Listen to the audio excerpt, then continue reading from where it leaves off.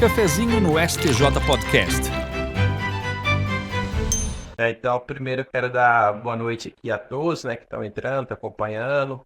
Agradecer aqui a participação da Luísa, competentíssima a respeito sobre o assunto. Não a conhecia, né? A conheci nas jornadas agora em Curitiba, né? E ela já presidiu lá também o painel sobre embargo de divergência, então ela está bem atualizada aí sobre os debates mais, né, sensíveis a respeito dos embargos de divergência.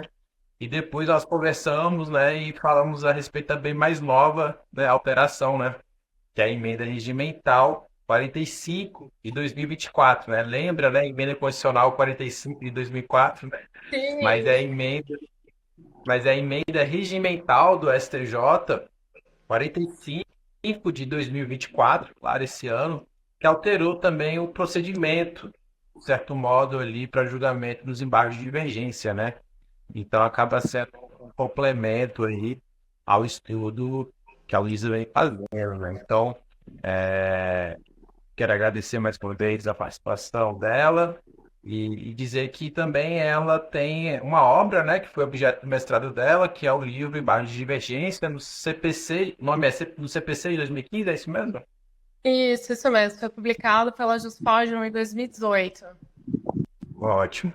Então, quero te agradecer mais uma vez aí pela participação qualificada aí com a gente. Eu te agradeço, Paulo. É um prazer estar aqui. Eu fiquei bem feliz pelo convite. E quero te parabenizar também por esse projeto, né? Que proporciona esses diálogos sobre temas relevantes para quem atua no âmbito do Superior Tribunal de Justiça e também para quem, apesar de não atuar, quer entender um pouco mais, né? Inclusive sobre o funcionamento da corte. Então é um prazer bem grande estar aqui. Te agradeço e desejo que seja um bom cafezinho no STJ. Exatamente, né? Não dá para tomar um cafezinho necessariamente agora, né? Mas o papo é como se fosse um papo de cafezinho mesmo, né? Que a gente tem, né, nos corredores, é aquele papo bem descontraído, bem agradável, né? Então, espero que seja assim, né? Que você goste, seja proveitoso aqui para todo mundo, né?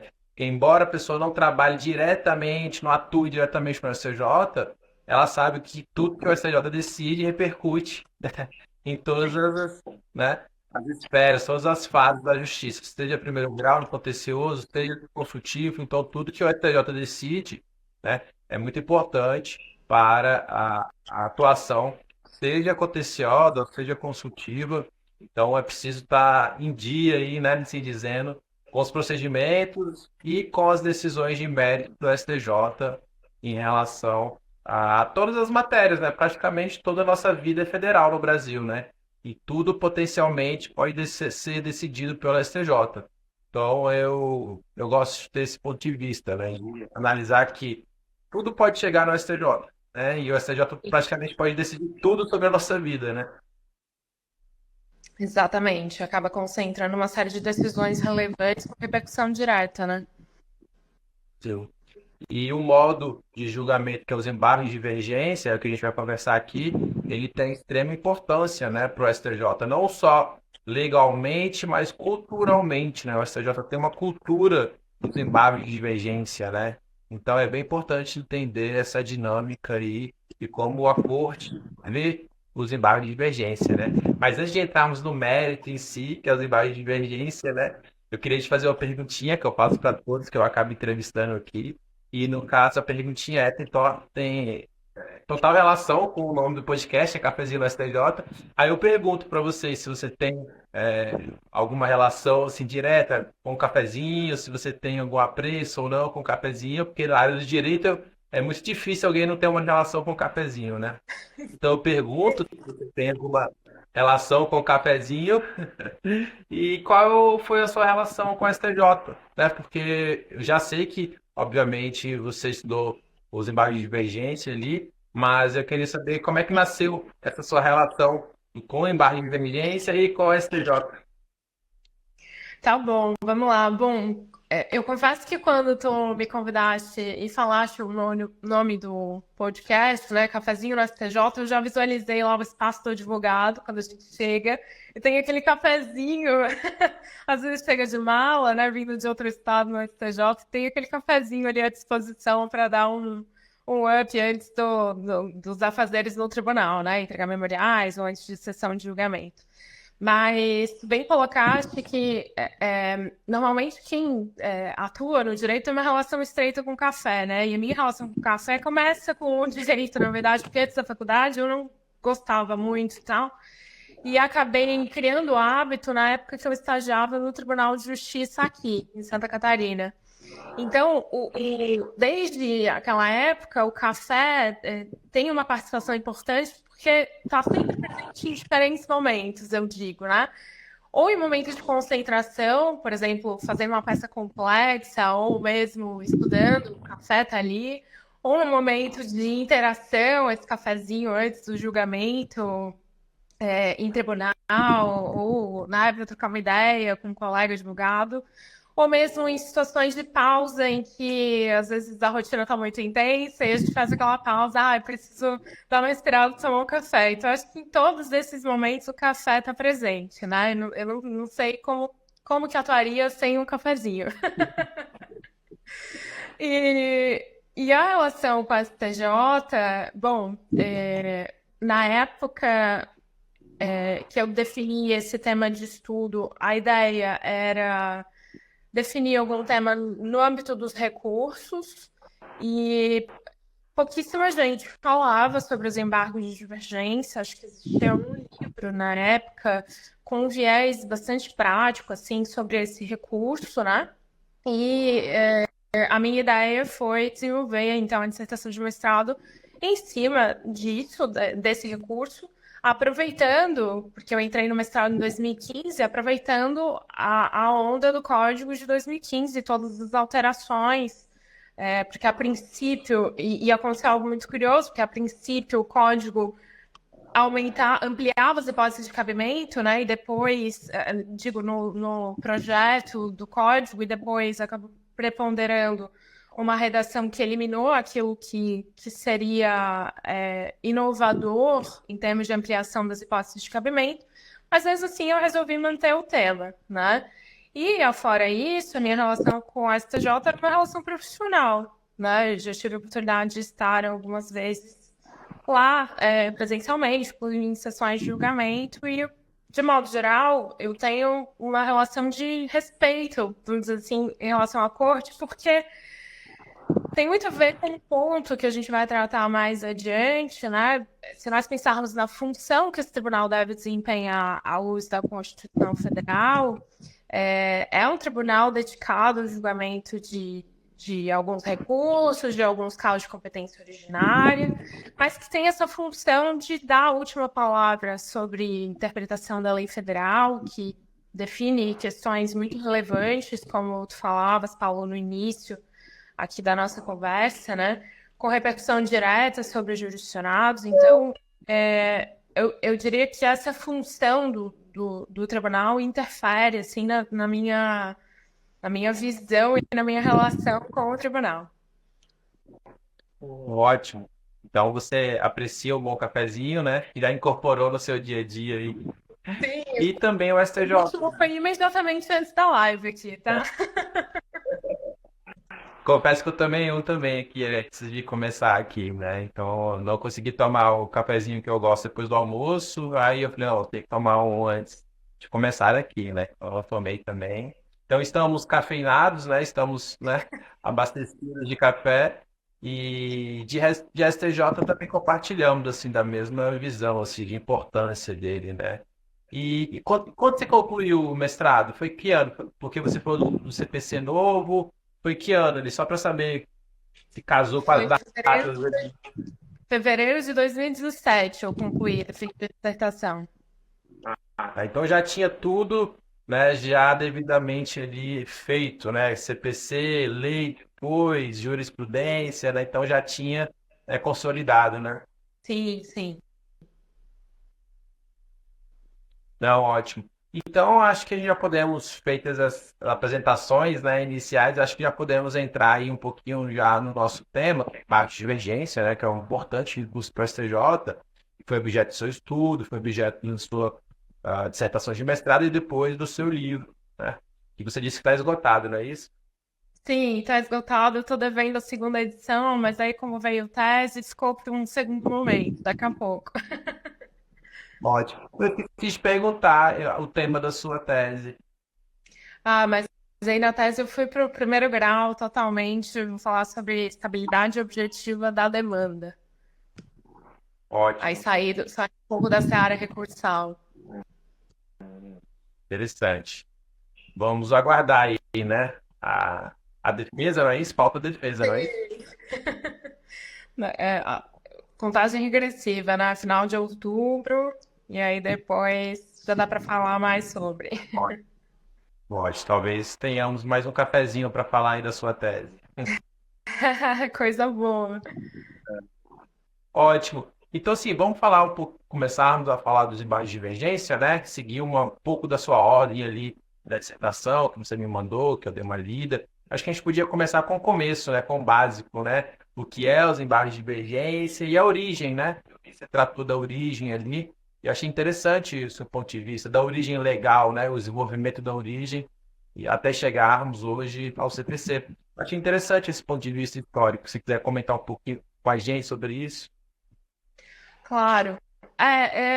Eu tenho uma preocupação assim, com o resgate de onde vêm os institutos, né? Porque às vezes a gente para ler ou para estudar mais rapidamente e não identifica assim, toda a tramitação, todo o histórico que levou àquela determinada previsão. A origem dos embargos de divergência está muito relacionada à função que a discussão que à época havia sobre o STF, né, porque até 1988 não havia o STJ, sobre a possibilidade ou não de fracionamento do funcionamento do tribunal em órgãos colegiados distintos. Porque a ideia era que a interpretação dada pelo STF sobre um determinado tema refletisse o posicionamento do próprio STF e não o posicionamento de um ou de outro órgão colegiado. Então havia uma preocupação na origem com eventual proliferação de posicionamentos diferentes dentro do STF, caso houvesse o fracionamento do STF em órgãos colegiados, órgãos fracionários, né, em turmas. E quando se analisa assim, a sucessão o histórico legislativo, a sucessão das constituições, essa visão se altera, ora se admite, ora se reputa inconstitucional essa divisão em turmas, né? E há uma sucessão também de leis, decretos, que ora previram quando admitia-se esse fracionamento em turmas, então se previa algum mecanismo para eliminar essa divergência interna, né, do STF, justamente para que o tribunal tivesse um posicionamento do tribunal e não da turma, de determinada turma ou da outra turma. Então, é bastante interessante ver essa cronologia, né, para identificar, por exemplo, a primeira vez que se falou de embargos foi com a Lei 623 de 1949, na verdade, antes disso, o Decreto-Lei número 6 de 1937, e só se falava em embargos, mas já com essa função de eliminar a divergência dentro do tribunal. Né? A expressão embargos de divergência só vem depois, anos mais tarde, com a Lei Complementar 35 de 1979, ou seja, já é uma lei que já altera o código superveniente, na verdade, ao Código de 73, quando então se passa a falar de embargos de divergência, né? Então é curioso porque a origem é essa, né? Então, se é possível fracionar o STF na época em diferentes órgãos fracionários, deve haver um mecanismo, e eu falo mecanismo porque nem sempre foi só recurso, né?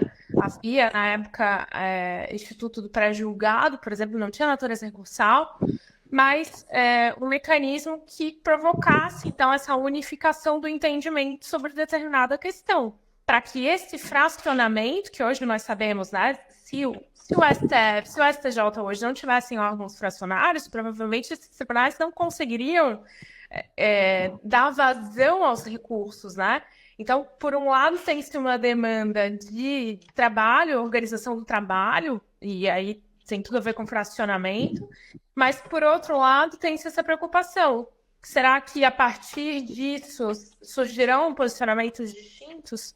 E a origem dos embargos de divergência está diretamente relacionada a isso, né? O fracionamento do Supremo Tribunal Federal. A época, né, antes da Constituição de 88, depois, com a previsão da STJ, a mesma questão. Eu costumo dizer que os embargos de divergência têm por objetivo eliminar aquilo que é, na verdade, uma contradição em termos. Porque se essas cortes têm como função dar a última palavra sobre a interpretação da lei federal ou da Constituição Federal, né, no caso do STF, haver posicionamentos dissonantes dentro dessas próprias cortes é uma contradição, né? Contradiz a função constitucionalmente atribuída. Então, é necessário que haja mecanismo, né, para eliminar essas divergências. E os embargos de divergência são só um desses mecanismos, né? Há outros mecanismos, se nós pensarmos em divergência jurisprudencial em sentido amplo, há uma série de mecanismos, recursos e sistemáticas de recursos repetitivos que permitem a pacificação de determinados entendimentos. Mas a peculiaridade dos embargos de divergência é haver essa divergência entre órgãos fracionários, ou do STJ ou do STF. Passando muito rapidamente pelo histórico, né, Paulo? Porque tem bastante coisa aí no meio do caminho, mas em linhas gerais, é essa a origem. Sim. Cuidar para que o próprio tribunal responsável para dirimir as divergências não perpetue as divergências, né? Exato. Interessante. Começou, claro, com o Supremo e depois, né, foi adotado desde logo ali pelo próprio STJ, não é isso? Sim, porque o STJ só surgiu depois, né? E aí já segmentado em órgãos fracionários, e aí a essa altura já havia, por exemplo, essa lei complementar de 69 prevendo os embargos de emergência. Logo depois, em 1990, a lei de recursos deu um outro. Incluiu expressamente os embargos de divergência no rol de recursos, né? Então, incorporou-se também, passou-se a aplicar também ao STJ, né? Então, a primeira previsão como recurso foi na lei de 90, não é isso? No rol de recursos, sim. Só que, como natureza recursal, surge antes. Surge já no Decreto-Lei número 6 de 37, que previa o cabimento de embargos, sem dar esse adjetivo de embargos de divergência, né? Mas já com essa função de pacificar o entendimento pelo tribunal, pelo plenário. Então começou na década de 30 essa ideia, né? Foi bem interessante, né? Sim, é bastante antiga, né? Não na conformação atual, mas essa ideia geral de eliminação de divergência interna das cortes superiores, digamos assim, é bastante antiga. Então, e outra parte, já avançando um pouco, eu gostei também da parte da sua dissertação ali, não cheguei a, né, a ler o livro, mas então, da questão da divergência, né? Você estudou um pouco a ideia da divergência, né? Basicamente, assim, até onde a divergência é boa, né? Qual a importância da divergência também, né? Então, eu achei interessante esse aspecto que você abordou, né? Da importância da divergência em si, né? Se você quiser comentar um pouquinho para a gente aí, essa ideia da divergência, a importância da divergência, até que ponto é boa a divergência, né? Então, eu acho que a divergência natural é necessária para o progresso assim, do direito, mas até que ponto isso pode ser bom para o sistema, né? Até que ponto isso é importante para a segurança jurídica, então, né? Eu gostei dessa parte que você abordou ali da dissertação, achei bem interessante. Sim, eu tô pensando, nós acabamos de voltar das jornadas de processo, né, nessa edição foram voltadas a precedentes e a preocupação com jurisprudência estável, íntegra, coerente, vinculação e tal. Mas tem que tomar um pouco de cuidado quando a gente fala de divergência, e foi esse ponto que eu levantei, né? Que não necessariamente tem um caráter negativo, esse é o ponto. E aí me vem até um exemplo concreto, Paulo, à mente, que é a questão dos honorários em incidente de desconsideração da personalidade jurídica, né? Havia lá um posicionamento de uma turma e os tribunais, pelo menos aqui, vinham aplicando, não cabe, não cabe fixação de honorários em incidente de desconsideração da personalidade jurídica pela natureza de incidente, etc, etc. E aí, de repente, surgiu um posicionamento distinto. Então, se nós olharmos diante desse exemplo concreto para essa divergência, ela não tem, à primeira vista, um caráter negativo. Justamente porque, imagino que mais cedo ou mais tarde, essa questão vai ser pacificada, porque precisa, né? Por uma questão de segurança jurídica. Mas, enquanto há essa divergência, há argumentos favoráveis a essa fixação e há argumentos que justificariam, na visão do STJ, a não fixação, né, de honorários pela natureza de incidente. Eu não me lembro exatamente os fundamentos agora daquele primeiro acórdão que defendia esse não cabimento, né? Mas se nós pensarmos que a divergência permite o amadurecimento de determinados temas jurídicos, sim, ela tem um papel importante. Só que ela passa do limite do aceitável quando implica em violação à isonomia, né? Casos semelhantes com decisões distintas. E aí sim, concordo que há necessidade de pacificação para se ter segurança jurídica, né? Voltando ao exemplo concreto, então, quando da instauração de incidente de desconsideração da personalidade jurídica, eu preciso saber se vai ter consequência ou se não vai, porque isso altera o risco, né? A mensuração do risco, e altera também a decisão, a estratégia, né? A ser alinhada com o cliente, esse tipo de coisa. Então, não é que a divergência por si só, à primeira vista, assuma um caráter negativo. Em algumas situações, realmente, ela não se justifica, e aí eu concordo com essa necessidade de pacificação, de eliminação da divergência, né? Por isso que eu tive essa preocupação, assim, e há vários trabalhos que tratam de precedentes, principalmente, abordam isso também, né? Ó, a divergência, por um lado, eu lembro que a professora Tereza fala isso, né? A divergência, por um lado, é benéfica, exatamente porque permite o amadurecimento de temas. Não necessariamente quando uma questão jurídica surge, já se tem todos os elementos para dizer, não, a interpretação aqui precisa ser A, ou a interpretação aqui precisa ser B, né? Então, esse ponto realmente é importante. Agora, claro, a função do recurso de que nós estamos tratando entra exatamente considerando a importância dessas decisões do STJ para fins até de definição de conduta dos jurisdicionados.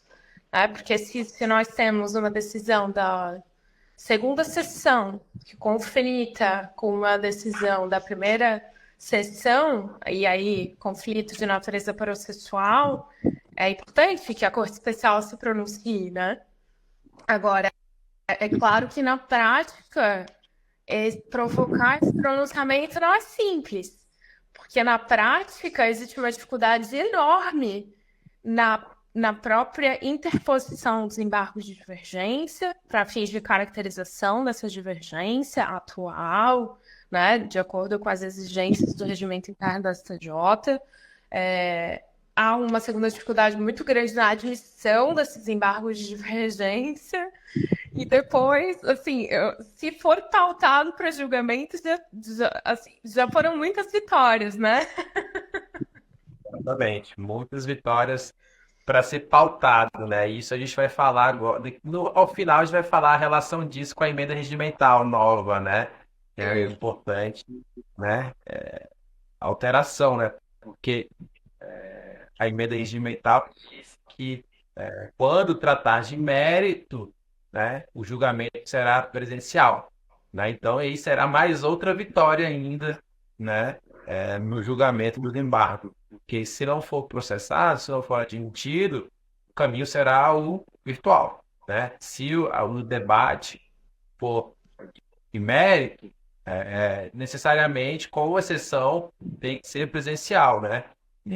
E aí a gente vai falar um pouquinho da importância disso, porque outras espécies de limite de divergência, como você falou, repetitivo, não necessariamente têm obrigatoriedade de ir para o presencial, né? A gente pode comentar disso ao final, quando a gente for tratar da última, né, alteração em relação aos embargos de divergência, que é a emenda regimental, que alterou um procedimento ali do julgamento, né? Mas antes de chegarmos ao final, né, tem um passo importante aí que a gente comparar, né, que aí eu acho que é o grande destaque, né, da nossa conversa, do grande destaque do seu trabalho, essa comparação que aconteceu, né, em pouco tempo, foi bem no, né, estava estudando, escolheu o tema, né? A transformação que nós tivemos, CP 173, veio o código de 2015 e depois teve uma lei, né, antes, né, de começar a valer o próprio código de 2015. Então tivemos inúmeras transformações, assim dizendo, né, nesse modo de enxergar os embargos de divergência. E aí eu vou te provocar justamente nesse sentido, né, de, se possível, a gente fazer uma linha de tempo cronológica em relação a, eu sei que não dá para fazer tudo, né, não dá para exaurir, mas os pontos que você achar mais importante de passar pelo CPC 73, chegar nos 2015 e como está o estado atual, né, dos embargos de divergência no STJ, quase que uma espécie de passado, presente, né, como ficou os embargos de divergência, passar esse movimento legislativo que nós tivemos aí. Tá bom. Então, na época de projeto do projeto do Código de 73, não havia previsão do recurso, né? O recurso foi incluído depois, ainda na tramitação da fase de projeto pelo Senado Federal, mas ainda sob críticas. E me lembro que alguns professores defendiam que havendo, ora, se houver um pronunciamento direto do órgão máximo do tribunal, não há necessidade de ter um recurso com esse objetivo, né? Naquela lógica de simplificação, de eliminação de recursos do sistema processual. De fato, se todos os pronunciamentos fossem da Corte Especial do STJ e do órgão máximo do STF, do Tribunal Pleno, não haveria necessidade de ter um recurso com o objetivo de provocar essa unificação de entendimento, né? Mas, aí eu já tinha comentado antes, né, da Lei de Recursos de 1990, que inseriu expressamente os embargos de divergência no rol de recursos. Na época que se começou a tratar do projeto do novo código, inclusive a versão original do código de 2015 ampliava as hipóteses de cabimento. E isso teria, na minha visão, uma repercussão prática muito relevante, porque entre as hipóteses de cabimento estava lá a hipótese de quando a divergência fosse atinente à admissibilidade. Admissibilidade de recurso especial e recurso extraordinário, né? Então, haveria uma ampliação mesmo dos casos em que a interposição de embargo de divergência era possível. E mais do que isso, mais do que simples ampliação de possibilidade de interposição do recurso, essa previsão resolvia, na minha visão, o problema que a gente tem muito recorrente na prática, que é a linha tênue que existe entre juízo de admissibilidade, dos embargos de divergência e mérito. Porque quando vem uma decisão que inadmite, perdão, na verdade, recurso especial e recurso extraordinário, né? Quando vem uma decisão que inadmite o recurso especial, que não caracterizada a violação, a caracterização de violação, na verdade, é o mérito do recurso, e não a admissibilidade, né? Então, por esse viés, e isso é decisão de inadmissibilidade, então já se elimina a possibilidade de interposição de embargo de divergência em uma série de situações. A menos que, e aí essa hipótese continua, né? A menos que o acórdão recorrido, por exemplo, tenha esbarrado na admissibilidade do recurso especial e o acórdão paradigma tenha enfrentado o mérito, mas apesar de ter esbarrado na admissibilidade, também tenha enfrentado o mérito. Nesses casos, é possível interpor embargos de divergência, mas interpor o recurso para discutir unicamente uma questão atinente à admissibilidade não é mais possível, né? Então, a partir daí, praticamente permaneceu como era antes, salvo uma outra previsão incorporada pela lei que a jurisprudência do STJ já admitia, né? Então, eu digo que perdeu-se, e essas alterações, na verdade, foram promovidas pela Lei 13.256 de 2016, que alterou o Código de Processo antes do Código entrar em vigor. Foi no período de Cássio. Então, perdeu-se uma oportunidade grande de ampliar as hipóteses de cabimento dos embargos de divergência. Agora, claro, né? Se pensarmos pelo viés de estrutura do tribunal para processar a quantidade de recursos que eventualmente seriam interpostos com base nessa ampliação das hipóteses de cabimento, né? Se entrarmos nessas questões, aí, bom, aí talvez se entenda por que motivo que, né, essas disposições, eu costumo dizer, se tornaram natimortas, porque elas vinham, mas antes mesmo de entrar em vigor, foram suprimidas pela Lei 3256. Então, nesse ponto, realmente perdeu-se a oportunidade de ir além, mas talvez por questões que se possa entender, né? Sim, não é possível entender essas alterações sem entender a forma, o estado atual do STJ, né, o seu funcionamento, né? Existe um plano ideal, né? Sim. Existe o plano nível das coisas, né? Eu entendo que o plano realmente que estava disposto ali, como você já bem explicou, é para dirimir divergência no tribunal, independentemente da classe, independentemente da forma, se o tribunal tem uma divergência sobre determinado ponto, essa divergência tem que ser dirimida, né? E não pode uma turma, por exemplo, aplicar a súmula 7 com determinada hipótese e outra turma não aplicar, né? Isso é inviável, né? E só que o volume, né, acaba atropelando certos planos ideais no STJ, né? O volume é muito alto no STJ, por isso a ideia da relevância aí para tentar racionalizar essa atividade do STJ, mas assim, realmente, além da parte do volume, tem essa parte da técnica também, que você falou da admissibilidade, é o caso clássico da súmula 83, né?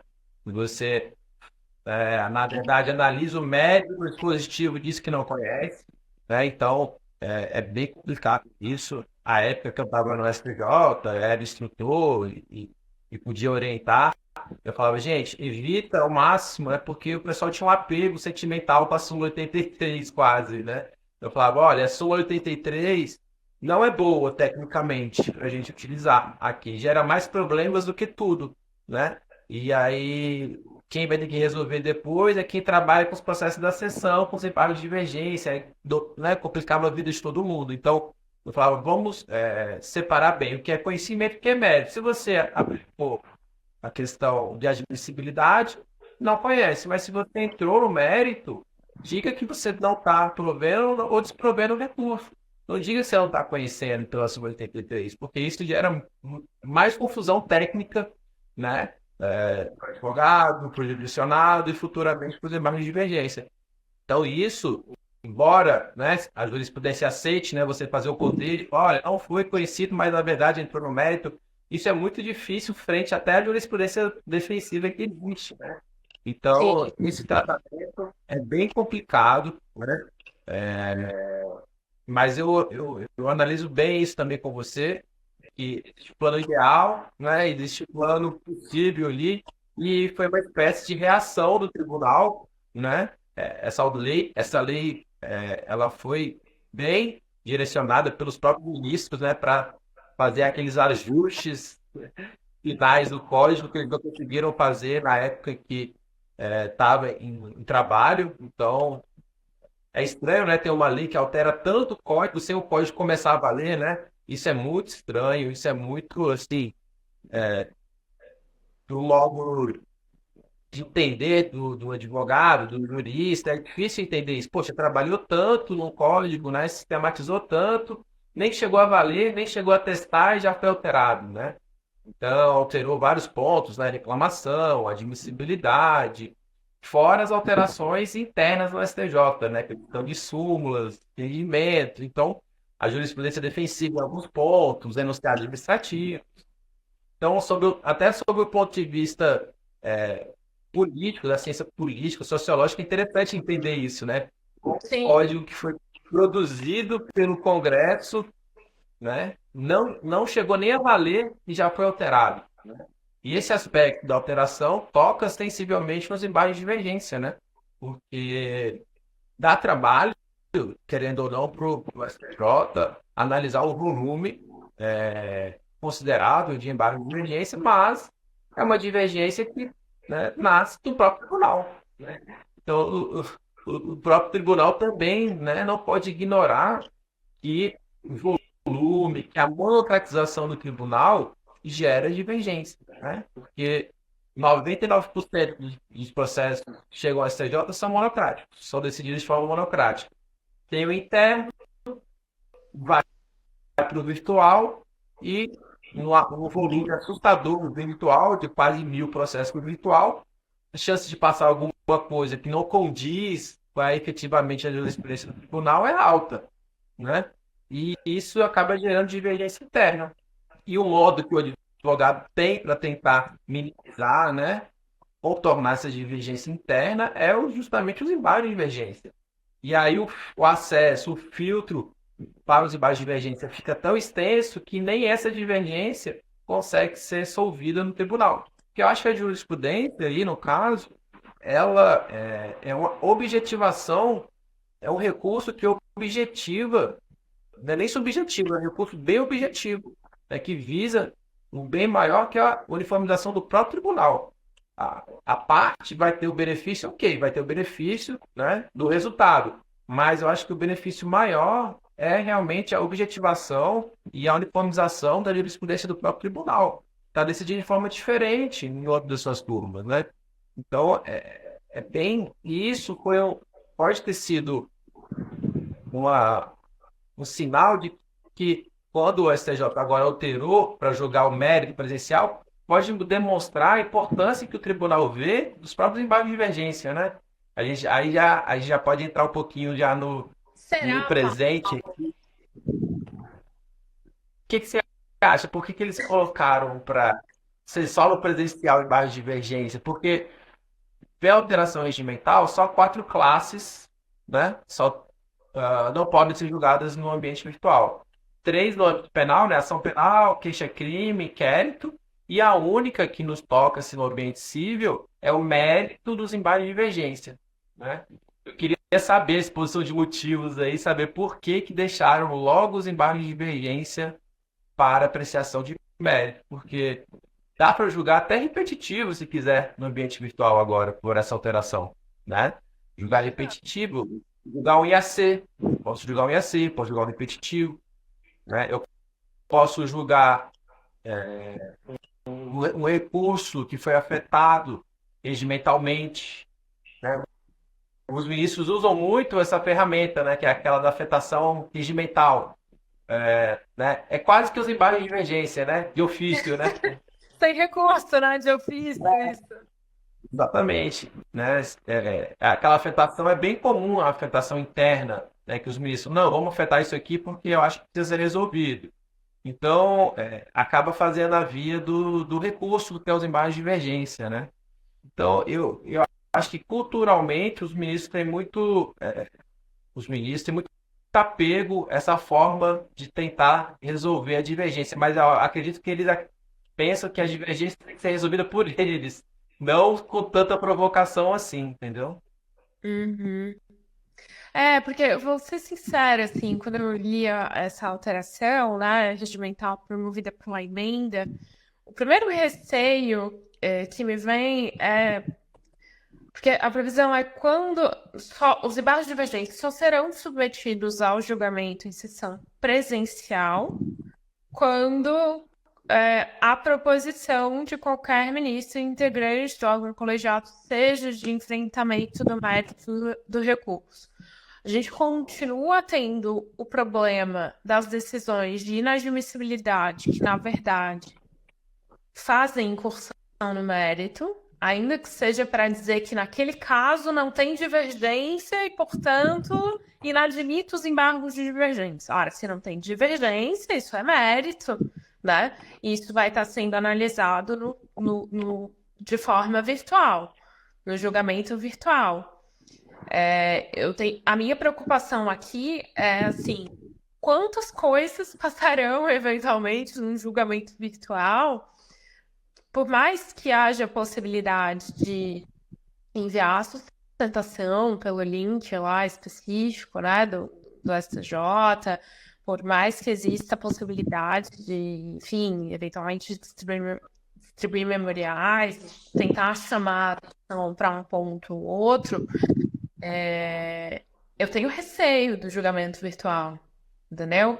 Então, quando o recurso for para julgamento presencial, então vai haver enfrentamento do mérito.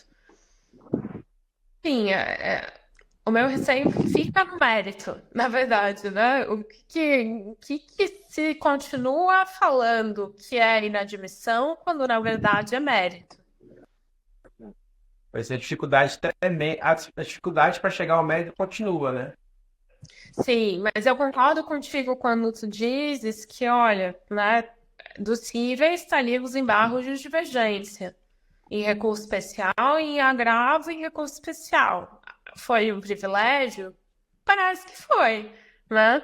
E não tinha pensado por esse viés, Paulo, de ter sido um prestígio aqui no recurso, porque ele costuma ser tão ou subutilizado ou desprestigiado, né? Discutimos isso lá nas jornadas. Então, vincula isso, vincula aquilo.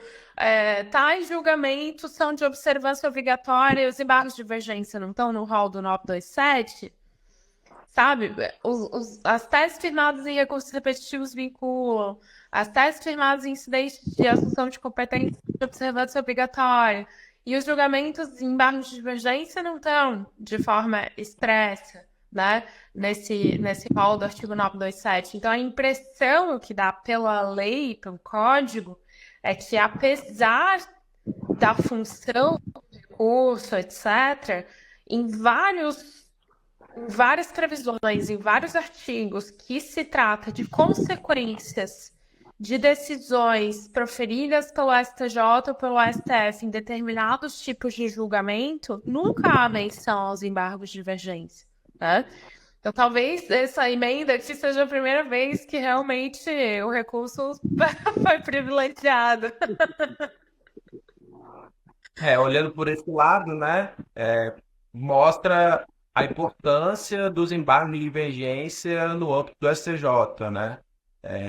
A importância que os ministros, né, visualizam com a possibilidade de julgar as divergências, né, do tribunal. talvez seja, né, é uma leitura possível, né? É uma leitura possível, por exclusão, né? Porque deixar o 927 expresso, julgamento virtual, mas não deixar o debate de divergência, que não está expressamente no 927 para o presencial, contato aberto, demonstra alguma coisa, né? Não sei exatamente, né? Aí vamos deixar no plano da discussão o que que isso pode representar aí para a nossa leitura acadêmica. Uhum. Não, mas é uma abordagem interessante mesmo. Né? E ver como é que vai desenvolver isso na prática, né? Porque essa emenda, na verdade, não está valendo regimental, né? Tem um prazo, 60 para um ato da presidência, eu acho que prorrogável mais 60 dias, então potencialmente 120 dias. É, talvez nem esse ano ainda comece, né, a estabelecer essa hipótese de julgamento, talvez só para o próximo ano que a gente consiga observar como é que a Corte Tribunal vai se comportar em relação ao julgamento dos embargos de divergência, né? Você falou do 927, o que você acha dos embargos de divergência do 927 ali? Qual é a sua opinião? Eu tenho curiosidade.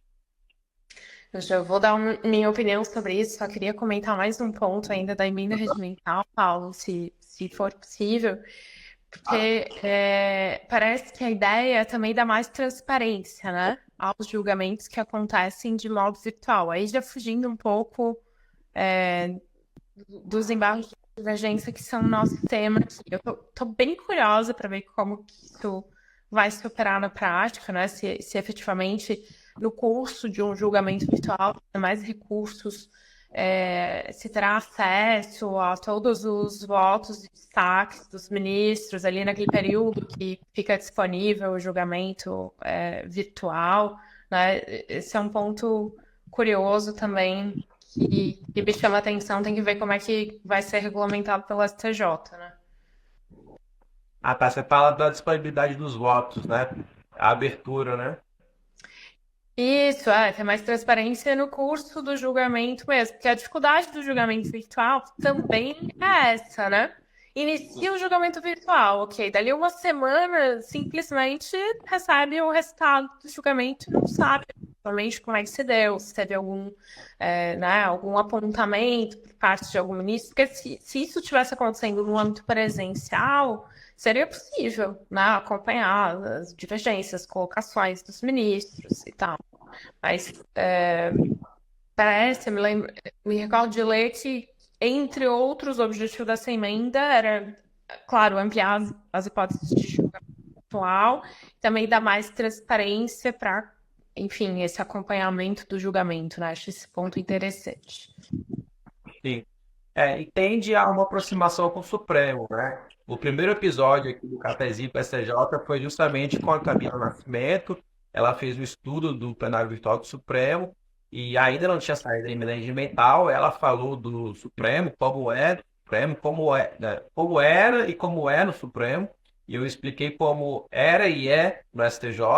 E a gente fez uma troca, a gente fez uma aposta realmente que o STJ, a tendência do STJ era aproximar com o Supremo, né? Isso acabou se concretizando agora, então a gente fez uma futurologia aí, acabou dando certo, mas era uma tendência realmente assim de aproximação do STJ com o Supremo, né? Até por o Supremo também tinha o voto fechado, né? Com o tempo que ele abriu, né? Então o STJ seguiu a mesma linha agora de um voto fechado e agora ele abriu. Então, abrindo os votos, o advogado vai ter tempo de verificar, né?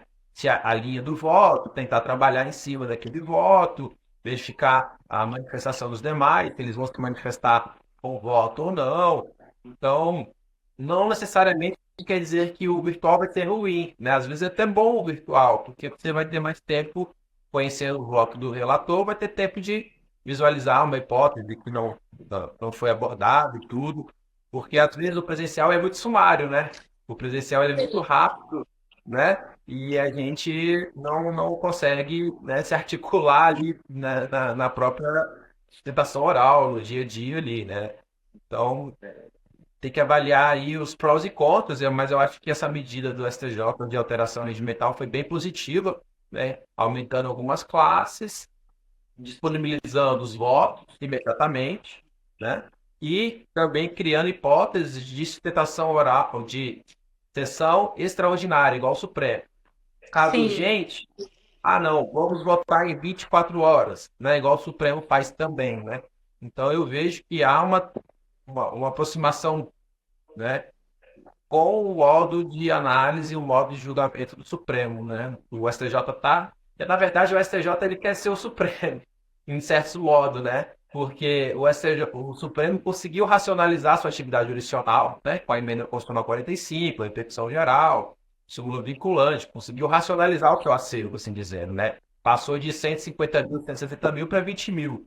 Então, racionalizou realmente a atividade do Supremo. E só que o STJ ficou para trás, né? Foi ficando, foi ficando. O repetitivo, infelizmente, não conseguiu resolver esses maiores problemas e vem a relevância. Então, o STJ ele quer ser o que o Supremo chegou a ser hoje, né? Racionalizado, um pouco mais efetivo ali na sua prestação jurisdicional. E o STJ vai tentar chegar nesse modelo aí, né? Não sei há quanto tempo vai demorar, mas ele vai tentar chegar nesse patamar que o Supremo chegou hoje em dia.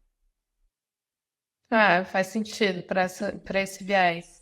Mas eu vou voltar no ponto que tu tinhas me perguntado, que eu acho do 927, né? Bom, na minha visão, ou foi um esquecimento proposital, né? Me parece que não foi um simples esquecimento, não ter incluído os embargos de divergência como hipótese específica ali no 927, ou seja, para prever o dever de observância pelos juízes e tribunais das decisões proferidas em embargos de divergência, exatamente em razão de tudo que a gente falou, né, até agora, assim, a função do recurso, por que surgiu esse recurso, se nós pensarmos nos recursos que podem ser interpostos no âmbito do STJ, do STF, é o último, né? Digo, no STJ antes de interpor recurso extraordinário para o Supremo, mas eu digo de competência mesmo do STJ. Então, não faria sentido dar e prever uma série de consequências para outros julgamentos, por exemplo, teses firmadas em julgamentos de recursos repetitivos, né, que pacificam em razão da repetitividade, por exemplo, mas que não estão no mesmo patamar dos embargos de divergência, não faz sentido, na minha visão, não prever consequências para esses entendimentos firmados em embargos de divergência. Então, eu, inclusive na época da dissertação, embora de forma um pouco tímida, na época eu trouxe isso, né, que deveria se aplicar as mesmas consequências, por exemplo, para fins de dispensa de caução e cumprimento provisório de sentença, quando o julgamento estiver embasado em acórdão proferido em embargos de divergência, ou concessão de tutela de evidência, né? Quando a tese estiver pautada em acórdão proferido em embargos de divergência. Exatamente para haver uma coerência com a função do recurso e a função dos tribunais que julgam esse recurso, né? Se nós pensarmos na estrutura recursal, tá? E dá para entender que eles estão contemplados implicitamente no inciso 5 do 927, que fala em órgãos, nos órgãos máximos, né? Então, quando for um julgamento, embaixo de divergência julgado pela Corte Especial do STJ, então se enquadraria no inciso 5 e surtiria alguns efeitos. Mas aí nós temos um problema de, por exemplo, se for um acórdão proferido pela segunda seção, que pacifica uma questão de direito privado, aí não teria a mesma consequência, né? Me parece que não dá para dizer que diante de um acórdão proferido pela STJ, que pacificou a interpretação sobre uma questão de direito, estaria o tribunal local, por exemplo, desobrigado de aplicar aquele entendimento. Não faz sentido pela estrutura do judiciário, né? Pelo lugar em que o STJ está na estrutura do judiciário e pela função do recurso, né? Então, o juiz extingue a execução pela prescrição intercorrente, é obrigado a observar o que o STJ decidiu nos embargos de divergência, dizendo que não cabe, né, antes do advento da lei específica, que depois alterou o CPC, nesse ponto, mas que não cabe, nesse caso, ônus para qualquer das partes. O juiz está obrigado a observar isso, né, porque ele está em um patamar hierarquicamente inferior ao STJ, porque essa tese foi definida em sede de embargos de divergência. Então, a minha opinião é essa. Embora haja opiniões de vários colegas estudiosos do processo, professores, discutimos isso lá nas jornadas também, de que, olha, veja bem, não foi essa a intenção nem do STJ aqui no regimento interno, não dá esse poder para os embargos de divergência. Bom, mas espera aí. Então, por que o regimento interno traz uma série de disposições a dar os recursos repetitivos, por exemplo? Isso faz com que os embargos de divergência tenham menos importância no sistema? Acho que não é por aí, né? Eu, particularmente, não concordo com essa ideia e entendo que, apesar do silêncio do código em se referir expressamente aos embargos de divergência, pelo conjunto do sistema, não faz sentido entender ou concluir que esse julgamento tem menos importância, né? Que um julgamento de um incidente de assunção de competência, que um julgamento de, enfim, recurso repetitivo. Minha opinião é essa, não sei se concordas. Eu concordo, minha opinião era essa, né? E só reportei agora a minha opinião com as suas palavras, tá? Eu sempre pensei que o embargo de divergência estava dentro da espécie ali de órgãos máximos do tribunal. Órgão máximo de direito público, órgão máximo de direito privado, órgão máximo de direito penal, tá? E embora o silêncio, né, em relação a isso, eu acho que ele tem, sim, os mesmos efeitos, poderia ter os mesmos efeitos, e eu vejo os embargos de divergência, o decidido nos embargos de divergência, como dentro do 927. Eu também tenho essa opinião, né? E falo isso até por experiência própria lá do STJ, devido à experiência que a gente tinha, o valor que a gente dava ao que era julgado em embargo de divergência. Nossa, tinha um peso muito grande quando você afetava para julgar embargo de divergência, ou então tinha um processo pendente de embargo de divergência. Então, tinha inúmeros efeitos processuais lá internos, né? Autorizava a monocrática tranquilamente. Então, assim, eu acho que os efeitos de divergência estão implicitamente ali, se não foram expressamente colocados, eles estão explicitamente ali no Código de Processo Civil. Estão dentro do 927, né? Claro que não tem, aí tem o problema da reclamação, não tem controle, mas é outra consequência, né? Eu preciso perguntar. Ele não respeitou os embargos de divergência, o que eu faço? Tem que percorrer o caminho processual todinho, se for o caso, né? Mas acabou que o nosso código também não ficou tão, devido a essas alterações que ficaram ocorrendo, assim, né? O nosso código não ficou tão redondo, assim, tão sistemático como eu acho que era a ideia, né? Pode ser. Ô, Paulo, estava te ouvindo aqui e me lembrei de um ponto que a gente chegou a discutir lá nas jornadas que não falamos aqui. Que é o seguinte, falasse agora decisões monocráticas e tal, né? Por essa alteração regimental, por essa emenda regimental 45, então, se os embargos de divergência não forem admitidos, eles podem ser por decisão monocrática, como já acontece hoje, né?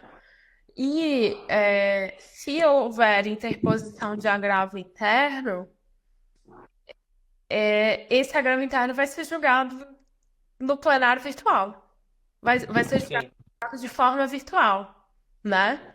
E aí eu não sei, porque a emenda não fala nada sobre isso.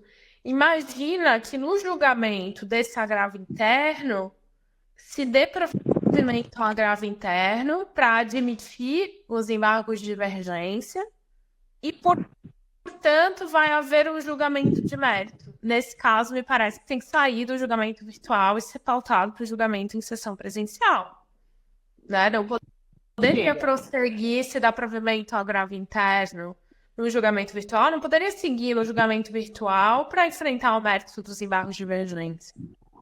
Sim. A leitura que eu faço também, né? Se alterou o modo de análise virtual e vai avançar para o mérito, tem que ir para o presencial. Pelo menos é o que eu depreendo ali da emenda regimental. Eu concordo com você. Porque daí não poderia acontecer como acontece com recorrência, né? No recurso especial, dá provimento ao agravo e no mesmo ensejo já converte o agravo em recurso especial e julga, né? Não poderia acontecer no mesmo ambiente virtual, porque senão estaria violando a própria previsão regimental, né? Talvez isso seja mais um ponto a ser considerado nessa regulamentação que vai ser feita pelo STJ. Então, Eu não sei se necessariamente será uma regulamentação, mas eu acho que é um ato atestando a capacidade do plenário virtual para rodar essas classes, para rodar dessa forma. é verdade. Artigo 7, né? É isso mesmo. Falando em regulamentação, mas é isso. Que tá posto na emenda, tá posto, é só questão do ambiente virtual, né? É só uma questão da atestar, acho que a capacidade, né, ali do institucional e do ambiente virtual de processar todas essas informações, né? Já está posto aí e dessa forma, se tiver uma alteração de entendimento do virtual em relação à admissibilidade, eu acho que tem que transferir necessariamente para o presencial, sim, né, para discutir. E aí a leitura que a gente vai fazer é essa, né, de que o STJ entendeu pela importância, né, da discussão, da divergência quanto presencial para justamente sanar essa divergência que há no tribunal dos órgãos estacionários, né? É a leitura que a gente pode fazer em relação a isso, né? Dar um destaque positivo aí, né, para os seus embargos de divergência. Pela primeira vez, né? Faz todo sentido, porque se nós pensarmos que a definição da tese exige necessariamente discussão, seria muito difícil fazer isso no ambiente virtual, né? Faz sentido fazer uma sessão física, presencial, com debate, enfim. Que é interessante, porque se há divergência, logo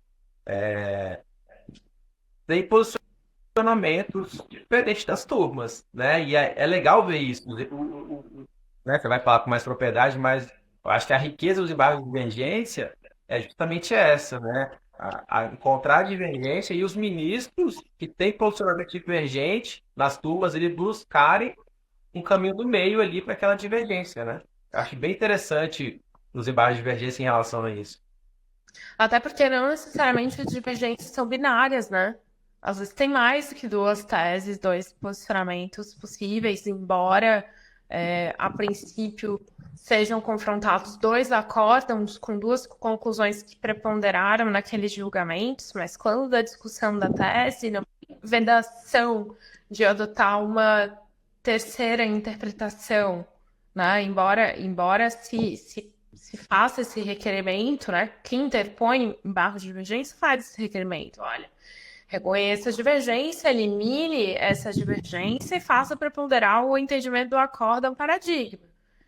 Mas nas discussões surgem, às vezes, outras soluções jurídicas ou outras divergências, até preponderar qual que é exatamente a orientação da corte e a tese, vamos dizer assim, né? Ou qual que é a interpretação sobre determinada questão de direito.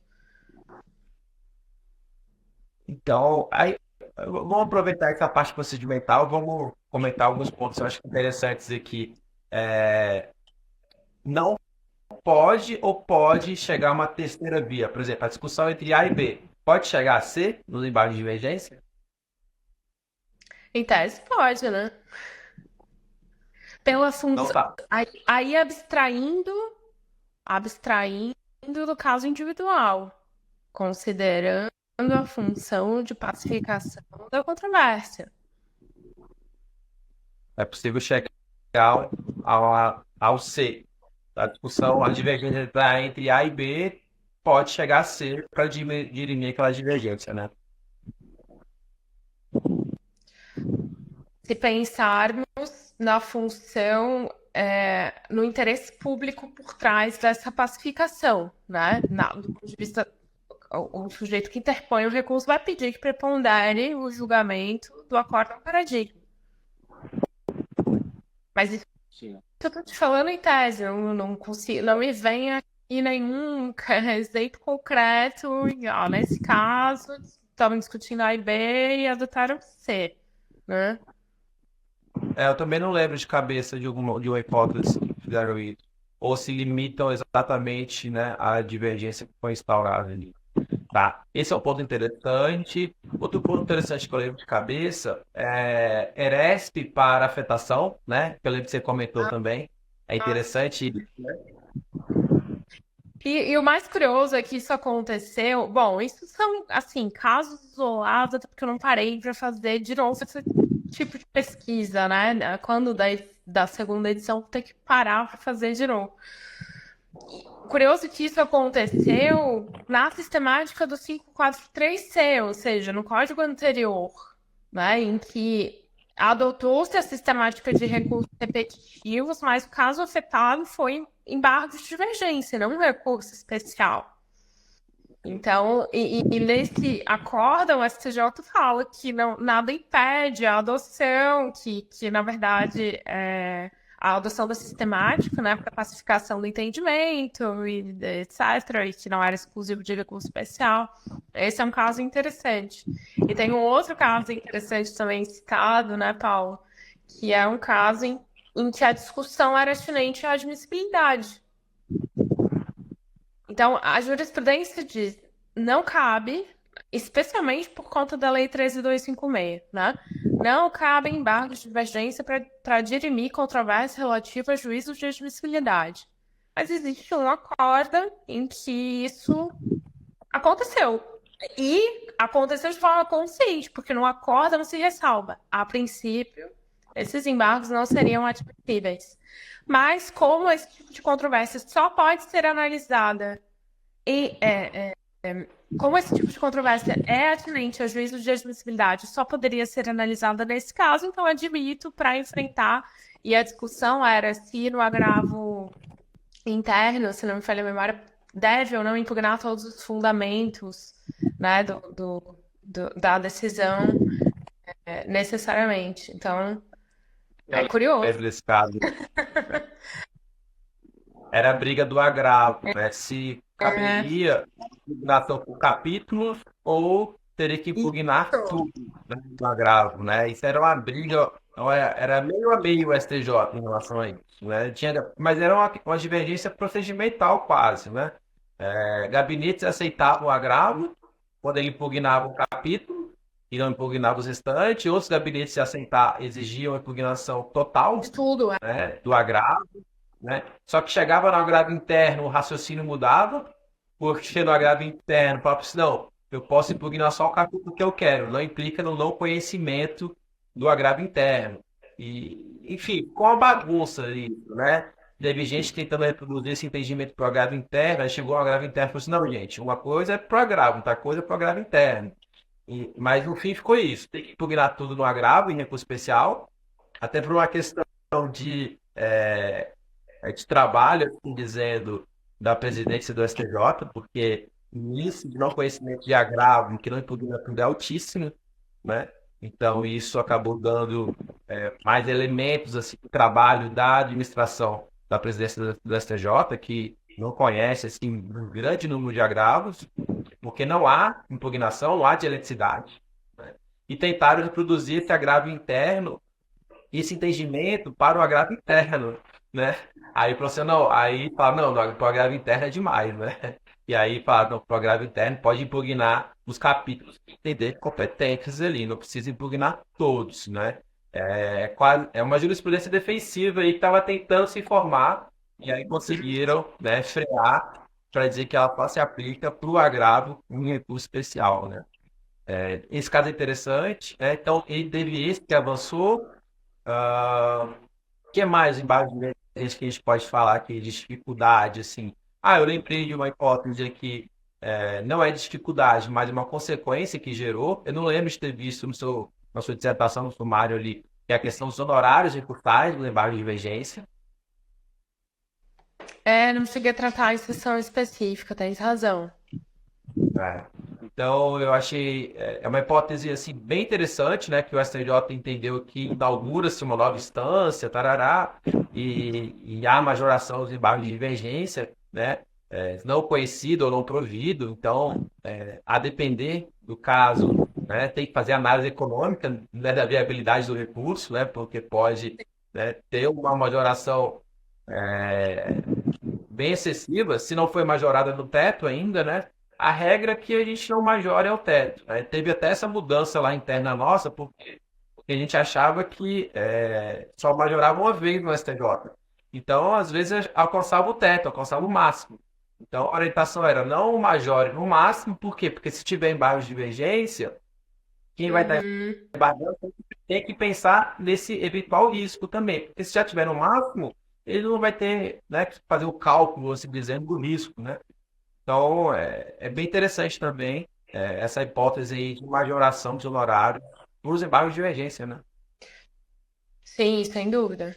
E faz sentido, né? Para os embargos de declaração não faz, porque, enfim, o recurso, agora nos embargos de divergência, realmente. Até realmente para remunerar o trabalho do advogado, né? Porque, olha, não é simples do início ao fim, não é simples fazer o recurso, não é simples, né, ter o recurso admitido, achar um paradigma que se amolde, né? Porque, infelizmente, até quando se trata de divergência em matéria processual, é muito comum vir aquela decisão falando que não tem similitude fática. Bom, mas o próprio STJ diz que nesses casos a similitude é relativizada, é abrandada, né, e se limita à similitude do ponto de vista processual. Então, enfim, é um trabalho que realmente tem que ser remunerado com a geração de honorários, sem dúvida. É, isso aí, e quem vai ser majorado é o advogado da parte embargada, né? Porque se for provido os embargos de divergência, aí vai ter o redimensionamento do horário, da sucumbência e tudo, né? Então, mas é complicado trabalhar em embargo de divergência, né? É um recurso muito sensível, né? É um recurso muito técnico, muito difícil. A gente estava falando aqui dos caminhos para você conhecer, né? Ah, aí vem a parte chata, né? Tem que juntar a íntegra certinha, com certidão, né? Teve uma recente decisão do STJ, né? Que tem que juntar, né? Deixar você comentar aí que você já riu, né? Vou deixar você comentar sobre isso. Pode continuar. Na dúvida, pega lá que foi publicado no diário, né? Com a menção, a publicação no diário, para não ter problema, imagina, né? Eu penso assim, já trabalhou tanto para fazer o recurso, não dá para pecar nesse tipo de coisa formal, né? Porque, enfim, já foram abrandadas algumas formalidades, ok, mas sempre, sempre se está sujeito ao entendimento, que não pode sanar.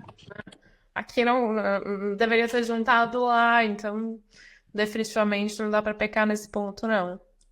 A instrução dos embargos de divergência tem que ser impecável, né? Juntar certidão, íntegra, não pode correr esse risco, né? Tem que fazer também o cotejo, né? Acho que a parte difícil ali também é do cotejo, né? Eu deixar você comentar aí, porque eu acho uma parte muito difícil do cotejo. Porque tem que demonstrar, primeiro, similitude fático-jurídica, né? Então, diante de casos muito semelhantes, a conclusão do tal órgão colegiado, da turma tal, foi essa, e a conclusão da turma ou da sessão foi aquela.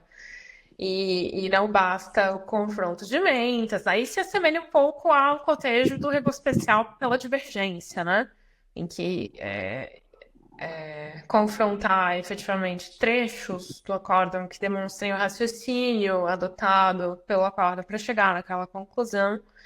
E é sempre bom expor as razões pelas quais o entendimento do acórdão paradigma foi o mais adequado, né? Exatamente para deduzir esse pedido de que seja aplicada a mesma conclusão no caso da parte, né? A mesma conclusão do acórdão paradigma no caso da parte. É bem, Aí vai bem ser delicado. atual, né? Divergência tem que ser. E isso é uma coisa, assim, o que é atual, né? 2020 é atual, 2018 é atual. Não tem exatamente uma definição sobre o que é a atualidade. Ou o atual é o que não foi superado. É. E falando de atual, né? E o direito atual, não, eu lembrei da nova previsão de embaixo de divergência do mesmo órgão julgador, né? Então, tem que ter havido alteração de mais de metade dos membros, né? Então, é complicado pensar simultaneamente em atualidade mais alteração de mais da metade dos membros. É, eu Esse, confesso que eu nunca pesquisei isso. Não sei se você já encontrou alguma hipótese assim, mas mas tem, eu. mas tem.